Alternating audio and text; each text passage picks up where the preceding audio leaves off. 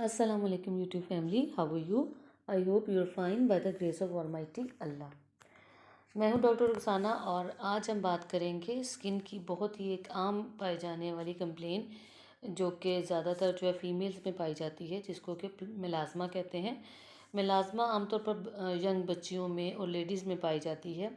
इसमें होता क्या है कि स्किन के ऊपर जो है आपके फेस की जो स्किन है या ऐसे स्किन एरियाज़ जहाँ पर सन एक्सपोजर ज़्यादा होता है, खुले होते हैं, वहाँ पर जो है वो फेस पर, चीक्स पर, नोज़ पर, अपर लिप की या ऊपर वाली साइड पर और फॉरहेड पर जो छोटे छोटे स्पॉट्स और पैचेस में जो है आपका कलर जो है वो डार्क होना शुरू हो जाता है, या कह लें कि ब्राउनिश जो है वो स्पॉट्स बन जाते हैं।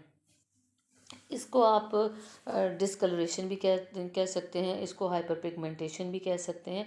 मतलब इसको आप डिफरेंट नाम जो है वो दे सकते हैं।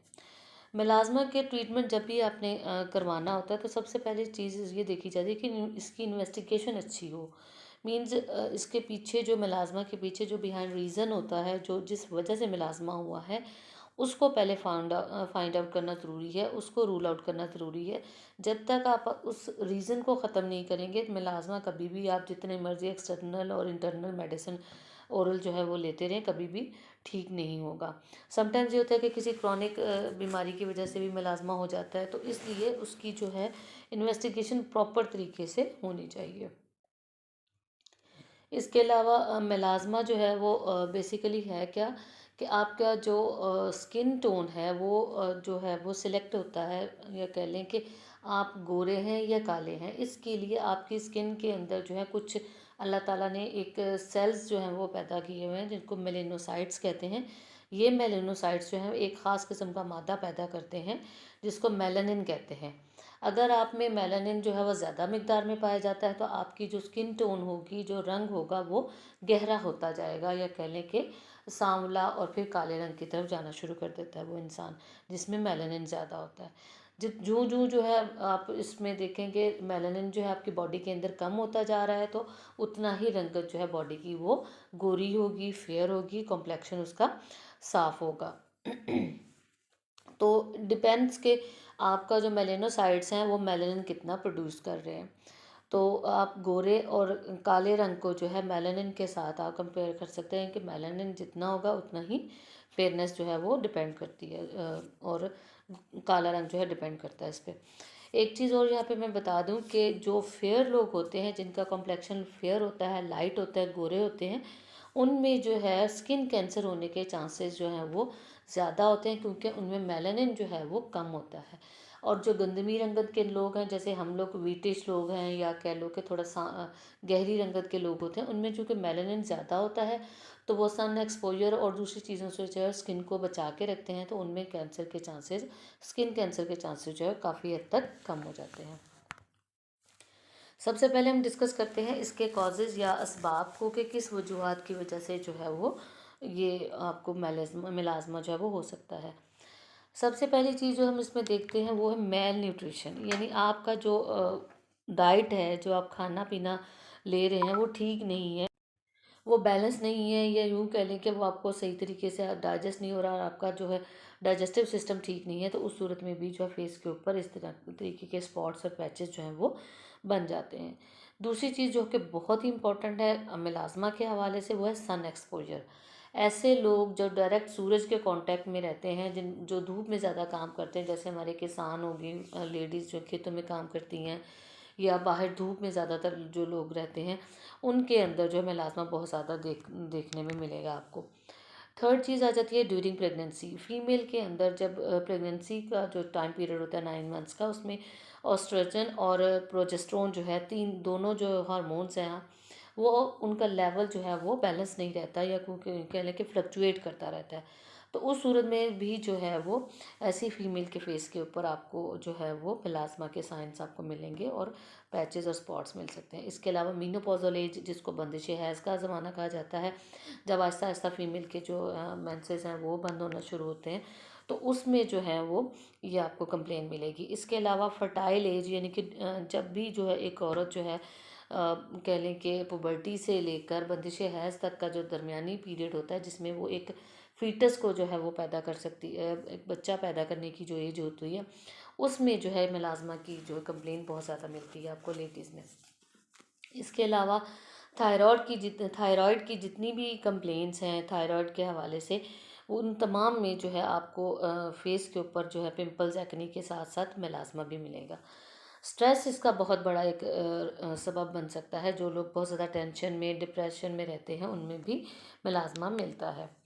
इसके अलावा ऐसी फीमेल्स जो ओरल कॉन्ट्रासेप्टिव पिल्स लेती हैं, या यूँ कह लें कि वक्फे के लिए टैबलेट्स इस्तेमाल करती हैं, या जिनका अबॉर्शन हो चुका होता है, वो पिल्स इस्तेमाल कर रही हैं, गोलियां अबॉर्शन के लिए इस्तेमाल करती हैं, या कॉपर टी वगैरह इस्तेमाल करती हैं, उनके अंदर जो है फेस पर इस तरह के जो मिलाज़मा के पैचेस हैं वो मिलते हैं आपको। लिवर डिजीज़ यानी जिगर के अमराज में भी आपको फेस के ऊपर मिलाज़मा मिल सकता है। इसके अलावा कॉन्स्टिपेशन के जो होते हैं लोग, उनमें आपको ये मिलेगा। पीसीओडी जिसको पॉलीसिस्टिक ओवेरियन डिजीज़ या सिंड्रोम कहते हैं, उसमें भी आपको ये कंप्लेन मिलेगी। इसके अलावा जो लेडीज़ जो है ज़्यादा स्क्रब का इस्तेमाल करती हैं, उनकी स्किन जो है वो एक्सटर्नली बहुत ज़्यादा रफ़ और ड्राई हो जाती है, उनमें भी आपको ये चीज़ मिलेगी। या ऐसी कॉस्मेटिक्स और क्रीम्स का इस्तेमाल किया जाए जिससे स्किन रफ़ और ड्राई हो जाए और ऊपर से स्किन या तो पतली हो जाए, उनमें भी मिलाज़मा आपको मिल सकता है। इसके अलावा आप यूँ कह लें कि आपकी जो लाइफ़स्टाइल है, उसमें अगर आप देखें तो लाइफ़स्टाइल में अगर आपका जो है डेफ़िशिएंसी हो जाए, आपका विटामिन डी की, कैल्शियम की, आपका लाइफ़स्टाइल इस किस्म का है कि आप बाहर नहीं निकलते, धूप के एक्सपोज़र में नहीं जाते, तो विटामिन डी ऑटोमेटिकली कम हो जाएगा। इसके अलावा कैल्शियम जो है वो उसका, चूँकि विटामिन डी बहुत ज़्यादा ज़रूरी है कैल्शियम के लिए, तो कैल्शियम ऑटोमेटिकली जो है कम हो जाएगा। तो इन दोनों में जो है अगर कमी आ जाती है तो आपके फेस के ऊपर जो है मेलास्मा के साइंस आपको मिल सकते हैं। इसके अलावा रेडिएशन, जो अल्ट्रा वायलेट रेज होती हैं या रेडिएशन के थ्रू कांटेक्ट में लोग रहते हैं, उनमें भी ये चीज़ आपको मिल सकती है।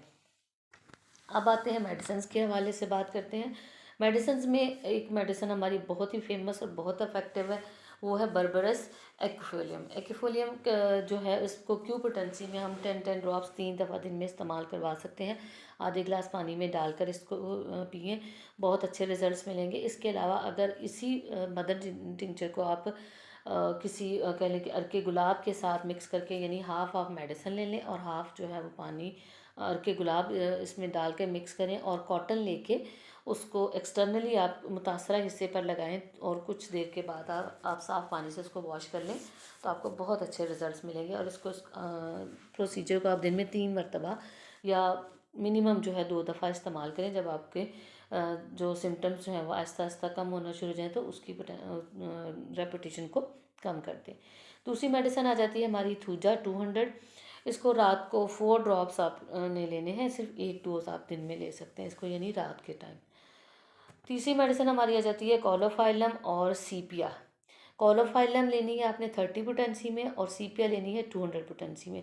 इन दोनों मेडिसिन को आपने मिलाकर ड्यूरिंग प्रेगनेंसी, अगर फेस के ऊपर जो है आपको फ्रैकल्स नज़र आ रही हैं, मेलास्मा नज़र आ रहा है, तो उसमें आप इस्तेमाल करवाएं। लेकिन बी केयरफुल, आपने जस्ट कह लें कि एक वीकली डोज लेनी है, यानी सीपिया 200 और कॉलोफाइलम 30 जो है दोनों मिलाकर सिर्फ सिंगल डोज आपने एक दिन ले लेनी है, और हफ्ते बाद फिर एक लेनी है। इससे आपको बहुत अच्छे रिजल्ट्स मिलेंगे।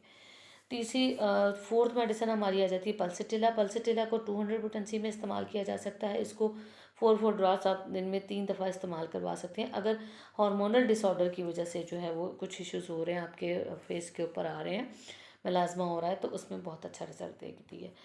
नेक्स्ट हमारी मेडिसिन आ जाती है आयोडियम। आयोडियम जो है तब देते हैं जब आप में हाइपोथायराइडिज्म की कोई कंप्लेन हो, यानी थायराइड के इश्यूज़ की वजह से फेस जो है वो आपका ख़राब हो रहा है। नेक्स्ट हमारी आ जाती है हाइड्रोकोटाइल। हाइड्रोकोटाइल जब आपकी स्किन बहुत खुरदरी, ड्राई और रफ़ हो जाए, तो उसमें जो है हाइड्रोकोटाइल आप 200 पोटेंसी में दिन में 3 मरतबा 2 ड्रॉप्स डायरेक्टली आप ज़बान पे भी ले सकते हैं, और थोड़े से पानी में मिक्स करके भी इस्तेमाल कर सकते हैं। नेक्स्ट मेडिसिन आती है हमारी प्लम्बम मेट 30 पोटेंसी में।